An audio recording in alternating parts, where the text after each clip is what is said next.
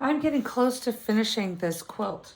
The next thing I need to do is cover the raw edges on the back of the quilt, and I'm going to use bias binding for that. I can purchase pre-made bias binding, but I want to use a specific color and specific fabric. I'm going to use a tool that creates bias binding for me.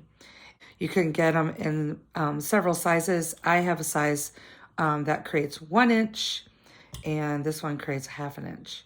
I'm going to use the 1 inch binding so that I can cover these raw edges. This is 1 inch across, and this needs to be 2 inches across.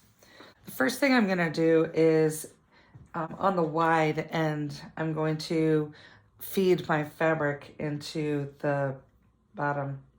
And I'm gonna use a sharp or narrow tool. I'm using a pin to feed that fabric through until I can see it at the end like this. And I'll just pull it through. This is feeding in up the sides evenly like this. I take my hot iron with steam and I press. I'm gonna pull it to my left.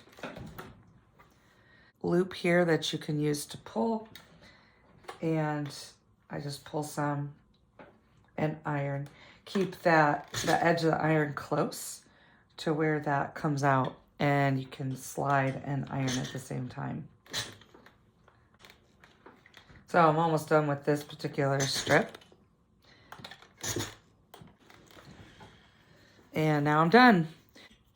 Go pick yourself up one of these, and I'll see you next time.